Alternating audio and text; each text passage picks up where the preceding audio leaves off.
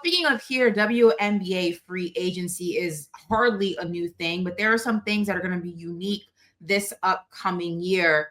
So we want to let you know what those are so we can all be on the same page. So key dates, January 11th through the 20th. So right now we are in the middle of that. Teams can make qualifying offers and core player designations. Already we have seen the Aces core Kelsey Plum and now Brianna Stewart with the Liberty. January 21st is also a key date. Teams can actually begin negotiations with free agents. February 1st, contracts can officially be signed.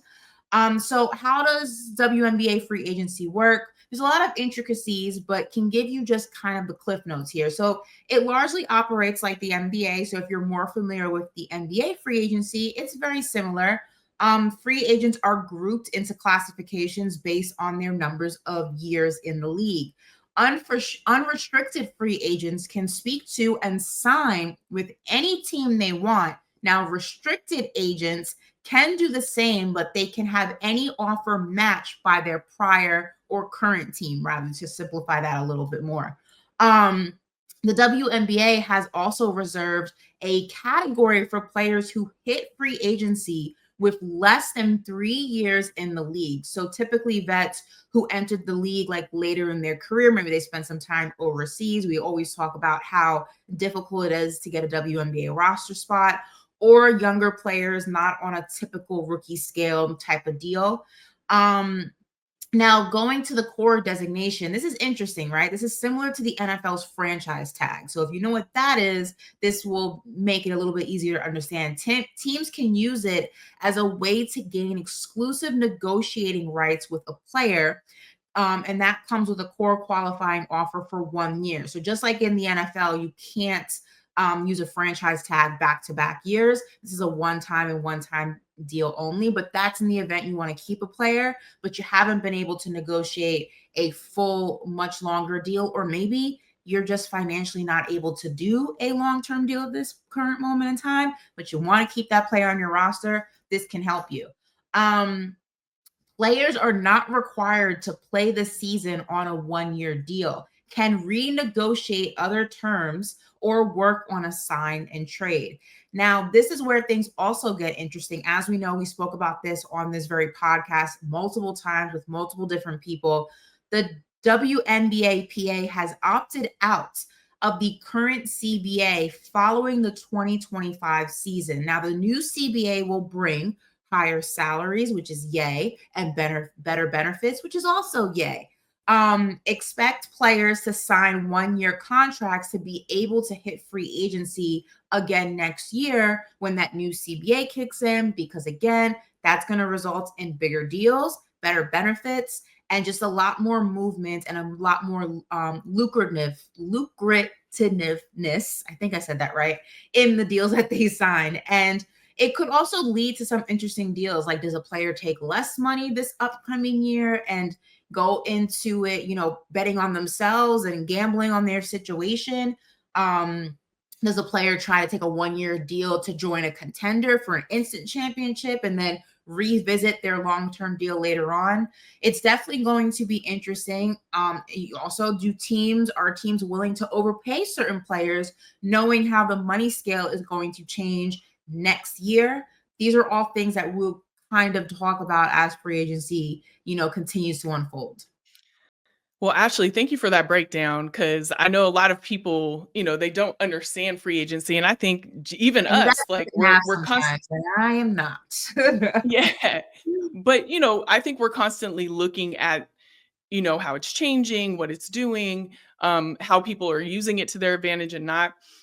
There's a lot of players right now, a lot of big players that are free agents. And I just want to break down, the list of who they are, because I think it's important as we go into this conversation about free agency, like who's going where and what do we think is going to happen. But we've got some clues already that can help us deduct this. But from Brianna Stewart to Kelsey Plum, the names are vast. They're big. While it's unlikely that Stewie leaves New York, I think we can both agree on that. I hope. I can. Kelsey Plum, we have no idea. She's been designated as a core player by the Aces, but it's unknown, as you're just talking through free agency, it's unknown whether or not that's going to keep her in Vegas, right? Or if they're going to gain negotiation rights in a potential sign and trade.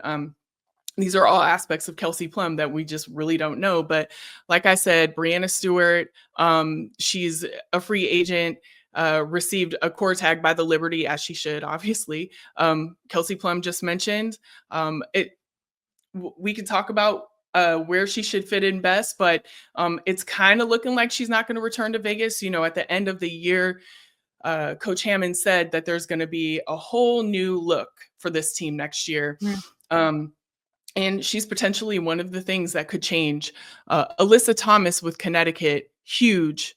I think she's actually going to move the needle in a lot of ways with all the other free agents. Once we find out if and where she's going to go or what she's going to do.